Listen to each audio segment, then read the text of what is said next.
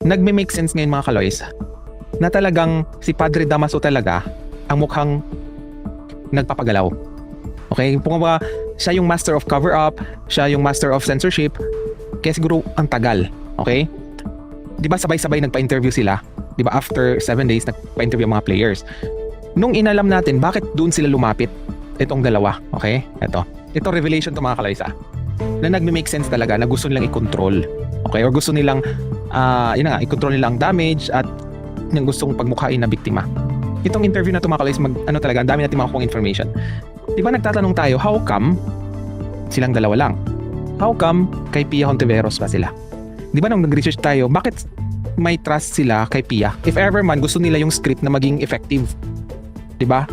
Na parang mag-guide, okay, yung interviewer na bias, i-guide yung mga interview para magmukha talagang biktima sila. Di ba? So, ang unang research natin, yung pinsan ni Pia Hontiveros, hindi yung senator ha, si Pia yan, Pia Hontiveros, ay si Dondon Hontiveros. Okay? Magpinsan. At si Dondon Hontiveros, ang coach niya tatay ni Kiefer. Yun yung unang analysis natin. Diba? Kaya siguro si Pia ang nag-interview for damage control or to convince na biktima sila. Okay? Na parang aksidente talaga yun, biktima rin sila. Pero nabuking natin, diba, na hindi nag-match yung interview nila doon sa tatlong team member na nagpa-interview. Hindi nag-match. Balikan nyo yung videos natin mga kaloys. Okay? Hindi rin kumaga, kung isipin natin yung yung sinasabi ni Kiefer nga, diba yung narration niya, hindi nag-match sa science. Okay? So, eto ang revelation mga kaloys. Maraming nag-send sa akin na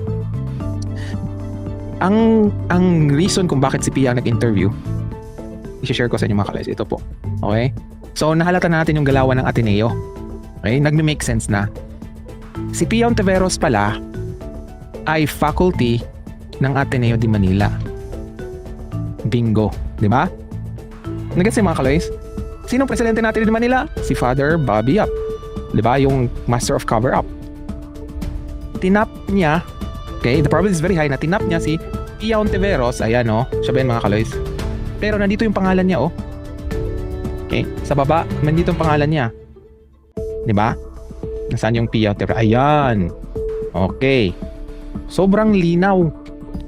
Okay? Bakit hindi nagpa-interview yung mga player sa ibang media? Bakit nung nag-press con itong tatlong players ayaw nang ipatanong ang mga audience? Bakit? Kasi gusto nila i-control ang narrative. Nagets yung point ko mga kaloys? Kasi kung si Pia, faculty yan So tuloy-tuloy ang script, yung question.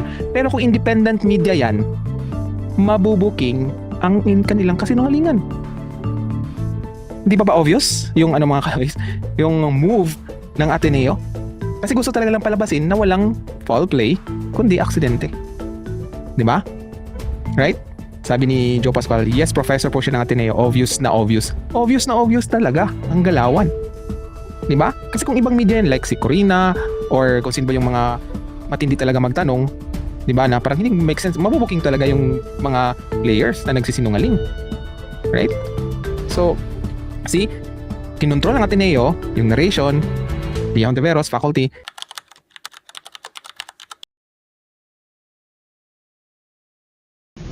Thank you for watching our videos. Please don't forget to click the subscribe button and the bell notification icon so you will be notified of our latest videos. And please do like and share all our videos. Maraming salamat po.